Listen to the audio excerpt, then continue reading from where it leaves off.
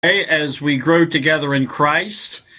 Today, I want to talk to you from Philippians chapter 1, verses 3 through 5. And I want to talk to you on the subject of the marks of a mature Christian. The marks of a mature Christian, or Christian, it's time to grow up. We all go through times of our spiritual walk of where we need to grow up. And what I'm going to do today in the next 5 to 6 minutes, maybe a little longer, don't know, to challenge you in 4 areas of how we as believers need to be grown-up Christians. And they're from Philippians chapter 1, verses 3 through 5. And let me share those things with you very quickly this afternoon. The first area is this, and we find it in verse 3, where it says, I thank my God upon every remembrance of you.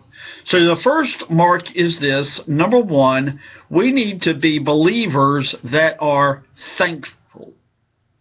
We are thankful. Let me ask you a question. Are you a Christian, a believer that is thankful? What are some things that we as believers need to be thankful for? Number one, we need to be thankful for the love of God. For the love of God. We all know that verse. For God so loved, gave, that he so loved the world that he gave his only begotten Son, that whosoever believeth in him should not perish, but have everlasting life. The love of God. Number two, the sacrifice of Jesus that we find in the gospel, of his death and burial and resurrection. Number three, fellowship of believers. The fellowship of believers. So here's a question. Do you, as a believer in Christ, have a thankful heart? Take some time to go to the Psalms, in Psalms chapter 100, and look there at what King David had to say about thankfulness to God. Paul said in Colossians 3:15, and let the peace of God rule in your hearts, to the which also ye are called in one body, and be ye thankful.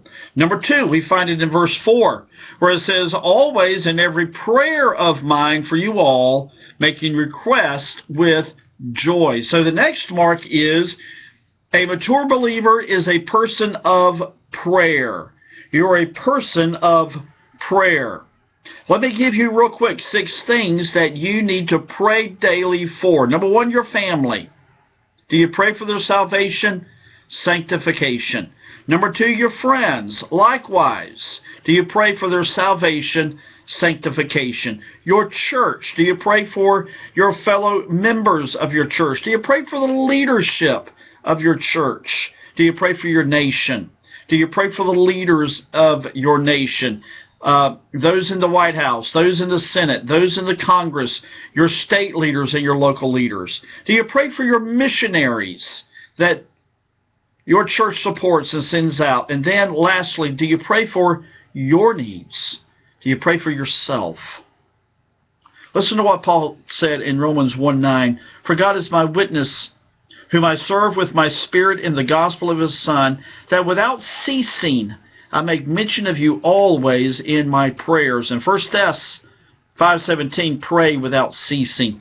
Number three, in verse 4, we see the last word there. In verse 4, we see the word joy. So you are marked by being a believer of joy. Do people know you to be a joyful person? The world searches for joy in their culture, in religion of the prosperity gospel. But listen, the believer, our joy is divine in that we find it in the fruit of the Spirit. Our joy does not depend upon our circumstances or happiness. It springs from faith, and then as a future reward makes and keeps the believer faithful. Number four, a mature believer desires fellowship with other believers. What is the source of our fellowship? It's salvation. And what do we do as believers in fellowship? It is a continuous fellowship of prayer. Not forsaking the assemblies of ourselves together as the manner of some is, but exhorting one another, and so much the more as you see the day approaching. Hebrews 10:25. So let me encourage you, brother and sister in Christ. Be a believer that is thankful. Be a believer that is prayerful. Be a believer that is joyful. And be a believer that is together for the gospel. God bless you. And over this summer, let me encourage you, as you take a vacation, it's okay to take a vacation from work. It's okay to take a vacation from the busyness of life, but don't take a vacation from God. Don't take a vacation from Him. God bless you and have a great day, and we'll see you next time.